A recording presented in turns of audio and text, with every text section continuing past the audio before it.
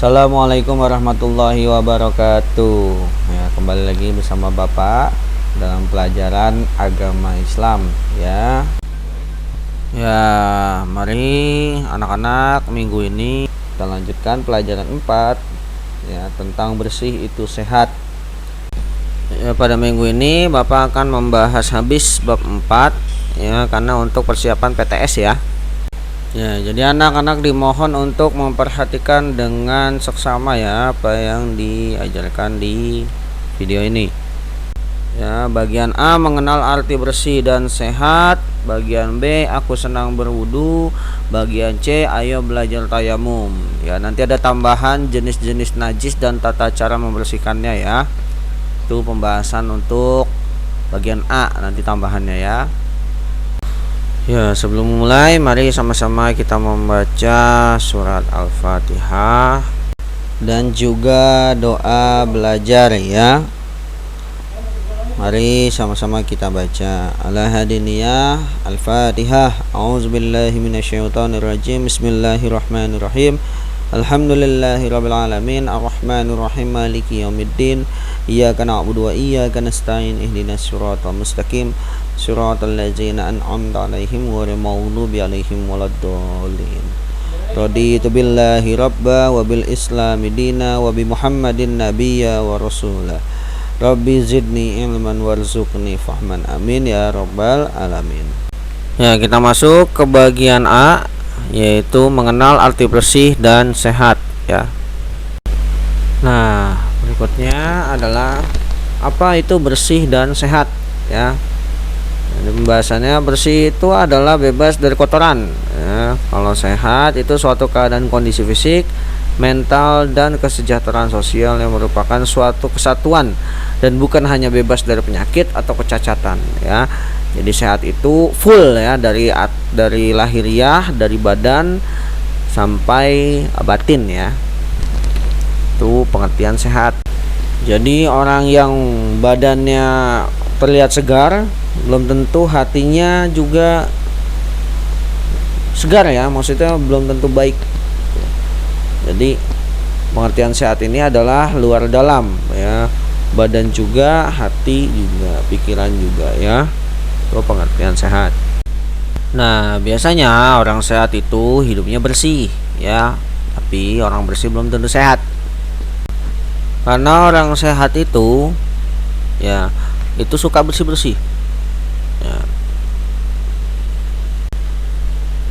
Nah, tapi orang bersih itu belum tentu sehat. Kenapa? Karena bisa jadi dia bersih tapi dia suka makannya yang misalnya minyak-minyak gitu kan. Nah, itu kan tidak bagus untuk badan ya.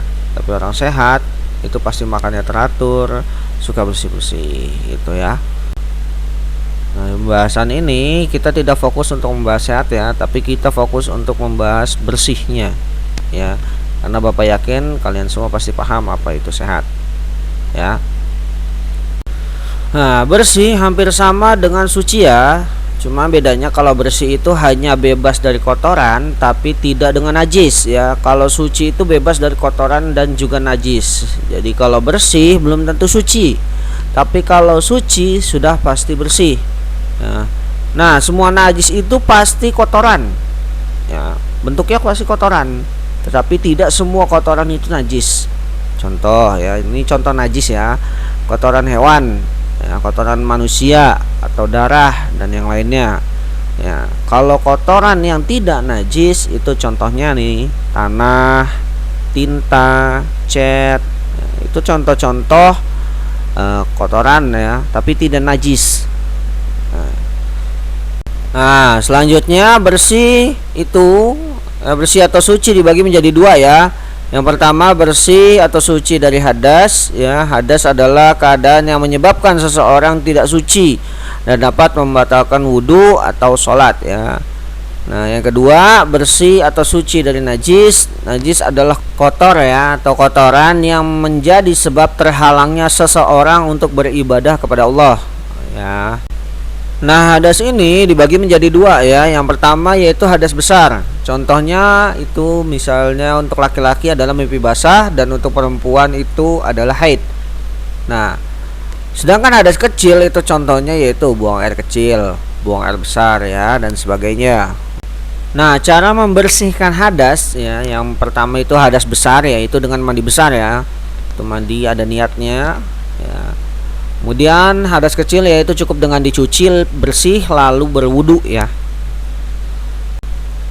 Nah, itu pembahasan tentang hadas ya. Untuk najis nanti akan dibahas di akhir video ini ya. Nah, selanjutnya kenapa kita harus bersih ya? Nah, ini ada di dalam hadis ya, hadis riwayat Tirmizi ya.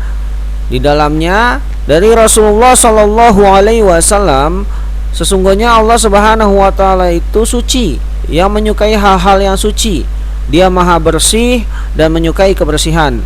Dia maha mulia yang menyukai kemuliaan. Dia maha indah yang menyukai keindahan. Karena itu bersihkanlah tempat-tempatmu. Ya, itu hadis riwayat Tirmizi ya. Itu ya. Jadi jika kita mau dekat dengan Allah Subhanahu wa taala, salah satu syarat ya atau keharusan kita adalah kita harus bersih. Ya, kan tidak mungkin kan kalau sholat dalam keadaan kotor, karena jelas-jelas di hadis di atas bilang Allah Subhanahu wa taala menyukai hal-hal yang suci ya. Maka dari itu jika anak-anak ingin melaksanakan sholat, anak-anak harus bersih-bersih dahulu ya, harus dalam keadaan suci ya. Masa kalau ke sekolah bersih, rapih ya, ketika menghadap Allah Subhanahu wa taala malah kotor ya. Kira-kira sholatnya bakalan khusyuk nggak? Enggak ya. Entah itu nanti garuk-garuk ya, atau perasaan tidak nyaman karena belum bersih gitu ya. Bukan hanya badan ya yang harus bersih ketika kita ingin sholat ya. Kalau mau sholat itu bukan cuma badan ya, tempat yang akan kita gunakan untuk sholat juga harus bersih ya. Begitupun dengan pakaian yang kita pakai untuk sholat ya, karena ketiga hal itu sudah pasti berkaitan satu sama lain ya. Tidak mungkin kita bisa sholat kalau misal badannya bersih ya, baju kamu bersih tapi tempatnya kotor misalnya ya, misalnya di lapangan tanpa sajadah ya, atau di dekat tempat pembuangan sampah, itu tidak mungkin ya. Kenapa? Karena di lapangan ya belum tentu tanah yang kita pakai itu bersih ya. Itu apalagi kalau di samping tempat pembuangan ya, atau tempat sampah ya, itu pasti kotor, nggak mungkin bersih ya. Jadi sholat kita nanti tidak akan sah ya, karena masih kotor ya, tempatnya kotor, jadi nggak mungkin bisa gitu. Jadi ketiga hal itu saling terkait ya. Jadi selain badan kita bersih, baju kita bersih, tempat yang kita gunakan untuk sholat juga harus bersih. Jadi bajunya bersih ya, bersih dari kotoran, bersih dari najis ya. Terus tempatnya misalnya di masjid gitu kan. Terus badannya juga bersih dari hadas dan najis ya. Jadi insya Allah salat kita khusyuk ya, dan diterima oleh Allah Subhanahu wa ta'ala ya. Ya, itu dia tadi penjelasan tentang mengenal arti bersih dan sehat ya. Kita lanjut ke bagian selanjutnya ya. Kita masuk ke pembahasan bagian B, yaitu aku senang berwudu ya. Ya, pengertian wudu ya. Apa itu wudu? Wudu merupakan salah satu di antara cara untuk menghilangkan hadas, yaitu hadas kecil ya. Wudu biasanya dilakukan sebelum ibadah yang mengharuskan adanya kebersihan dan kesucian dari hadas kecil bagi yang akan melakukan ibadah tersebut ya. Contohnya yaitu sholat ya. Berikut ini Bapak berikan video ya, cuplikan bagaimana tata cara berwudu yang baik dan benar. Tolong diperhatikan ya. Bismillahirrahmanirrahim.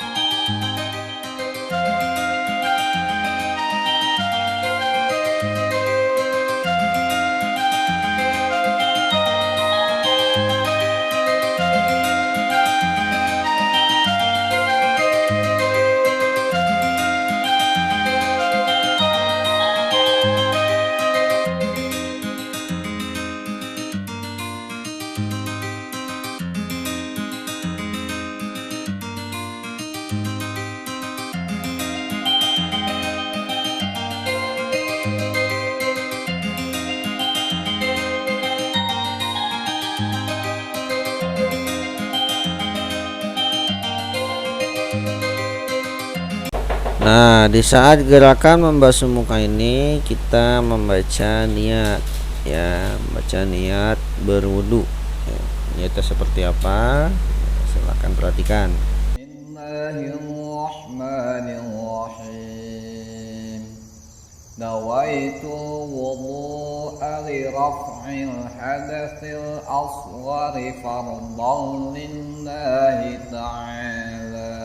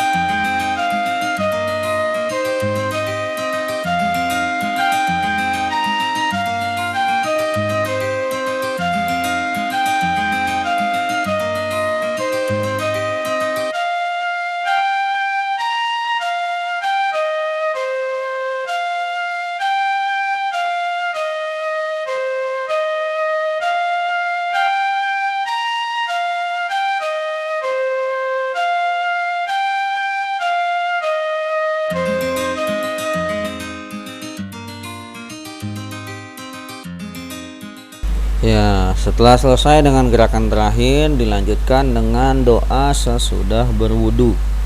Ya, dengarkan doanya ya. Bismillahirrahmanirrahim.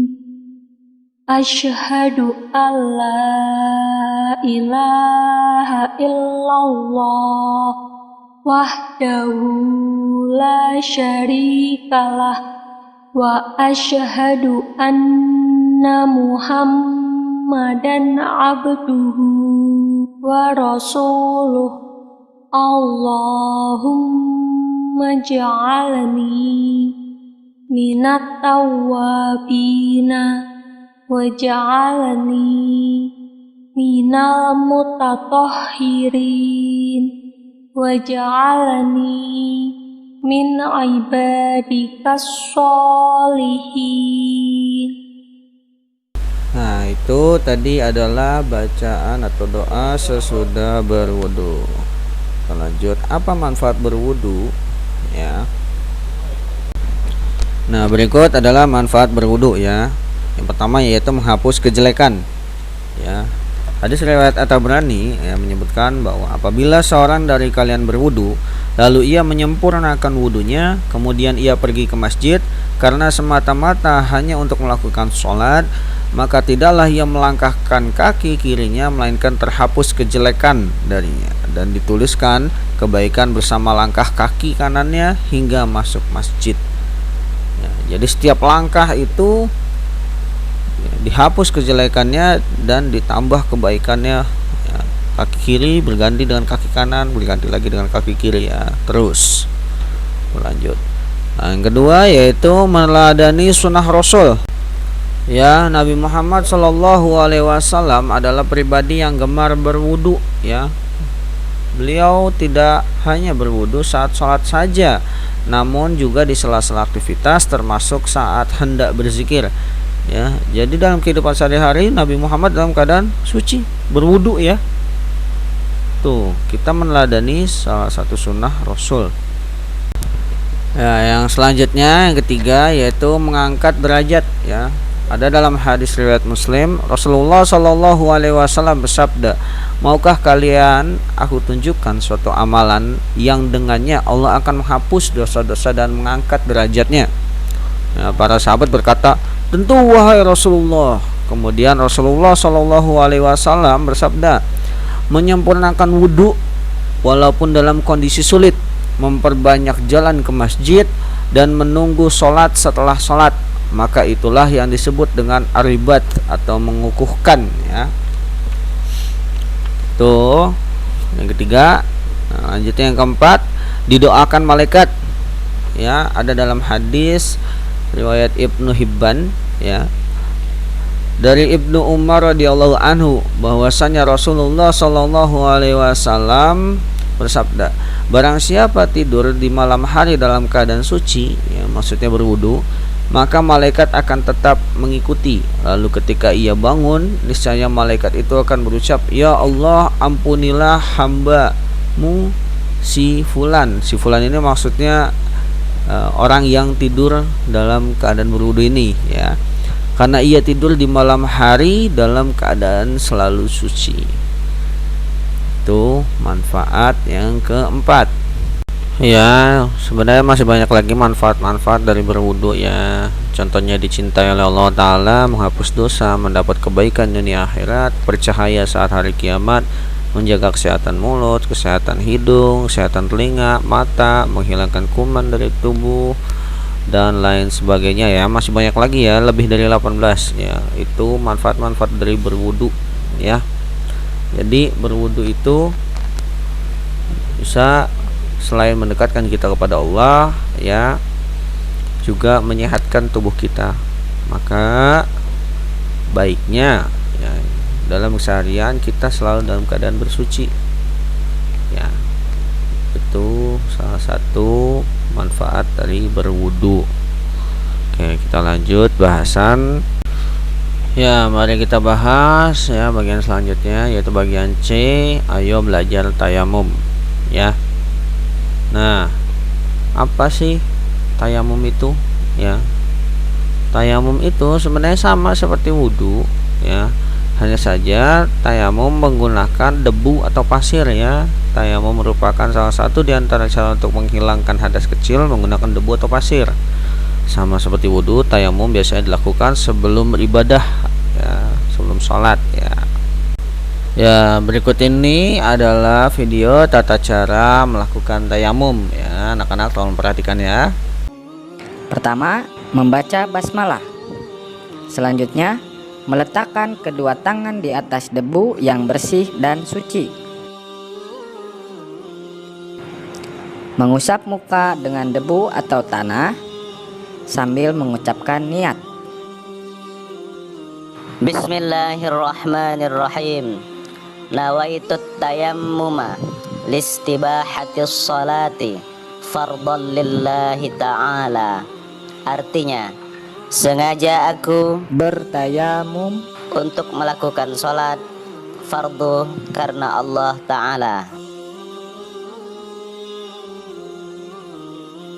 Meletakkan kedua tangan di atas debu yang berbeda untuk diusapkan ke kedua tangan sampai siku.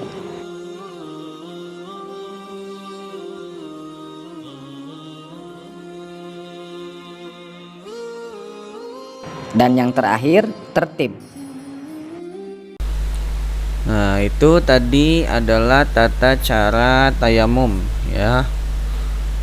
Untuk manfaat dan doa setelah tayamum itu sama seperti berwudu, ya. Hanya yang membedakan adalah kalau berwudu itu menggunakan air, kalau tayamum itu menggunakan debu atau pasir. Ya, kita lanjut ke bahasan yang selanjutnya, yaitu najis, ya. Ya, selanjutnya kita membahas tentang najis dan tata cara membersihkannya, ya. Nah, apa itu najis? Najis itu adalah kotor atau kotoran yang menjadi sebab terhalangnya seseorang untuk beribadah kepada Allah, ya. Itu pengertian najis. Nah, najis di sini terbagi menjadi 3. Yang pertama adalah najis mughalazah, ya, atau najis berat. Yang kedua najis mutawassithah atau najis sedang. Dan yang terakhir najis mukhaffafah atau najis ringan, ya. Ya, najis mughalazah atau najis berat, ya. Najis ini disebut najis berat karena membutuhkan perlakuan khusus, ya, ketika kena najis ini, ya. Jadi kalau kena najis ini itu perlu perlakuan khusus untuk membersihkan najisnya. Contoh-contohnya dari najis mughalazo adalah, ya berikut ini Bapak kasih contoh ya hal-hal yang bisa menyebabkan kita terkena najis mughalazo atau najis berat. Ya, yang pertama, terkena hewan babi atau menyentuh hewan babi. Ya, yang kedua adalah terkena air liur anjing secara sengaja maupun tidak disengaja. Nah, cara menghilangkan najis besar ya, yaitu dengan cara mencuci bagian yang terkena najis sebanyak 7 kali. Ya, namun yang pertama, cucian yang pertama itu dengan tanah ya. Misalnya yang 6 itu hanya tinggal basuh saja. Ya, itu cara menghilangkan najis besar. Nah, yang kedua adalah najis mutawasitoh atau najis sedang ya. Najis mutawasitoh sendiri dibagi menjadi 2 ya, yaitu najis ainiyah dan najis hukmiyah ya.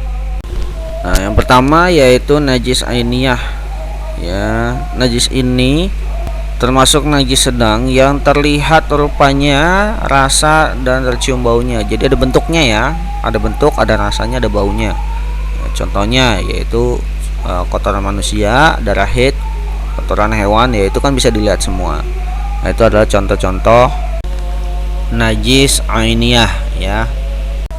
Nah, yang selanjutnya yaitu najis hukmiyah. Najis hukmiyah ini adalah najis yang tidak tampak ya, nggak kelihatan.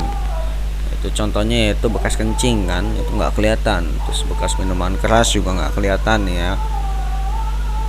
Itu contoh najis hukmiyah. Nah, cara menghilangkan najis sedang ini adalah dengan menyiram, mencuci, atau menyikatnya menggunakan sabun dan alat pembersih lainnya. Ya, jadi najis sedang ini cukup dengan dicuci aja, ya, sampai bau atau bentuknya atau rasanya hilang ya. Itu cara menghilangkan najis sedang. Nah, yang terakhir adalah najis mukhaffafa ya, atau najis ringan. Ya, najis ini adalah yang paling mudah untuk dibersihkan ya. Salah satu contohnya ya, contoh dari najis mukhaffafa ini adalah air kencing bayi laki-laki yang belum berusia 2 tahun ya. Jadi kalau masih belum berusia 2 tahun itu masih najis mukhaffafa atau najis ringan. Tapi kalau udah lebih dari 2 tahun itu termasuk najis sedang ya. Nah, bagaimana dengan air kencing bayi perempuan? Ya, air kencing bayi perempuan itu sudah sedari kecil termasuknya adalah najis mutawasitoh atau najis sedang ya. Nah, cara menghilangkan najis ringan ini sangat mudah, yaitu dengan memercikkan air sebanyak 1 kali percikan pada bagian yang terkena najis. Jadi cuma dipercikin aja airnya ya ke bagian yang tadi yang najis itu ya. Ya, kalau misalnya ada bayi laki-laki yang belum berusia 2 tahun kencing ya, pipis di celana ya, ngebersihinnya gimana, cukup dipercikan aja sekali, itu sudah suci pakaiannya ya. Ya, itu semua pembahasan untuk hari ini ya. Terima kasih bagi yang sudah mendengarkan, bagi yang sudah memperhatikan ya.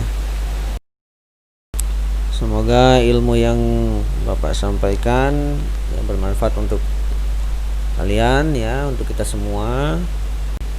Mari sama-sama kita tutup pelajaran hari ini dengan membaca hamdalah alhamdulillahirabbil alamin. Nah, untuk tugasnya yaitu coba praktekkan ya gerakan berwudu ya, gerakan berwudu dan tayamum ya. Kirimkan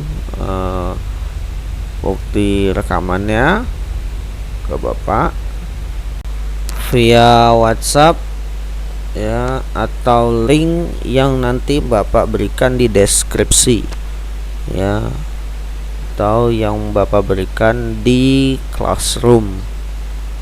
Oke, mari sama-sama kita membaca kafaratul majlis. Subhanakallahumma wa bihamdika asyhadu an la ilaha illa anta astaghfiruka wa atubu ilaik. Terima kasih anak-anak. Wassalamualaikum warahmatullahi wabarakatuh.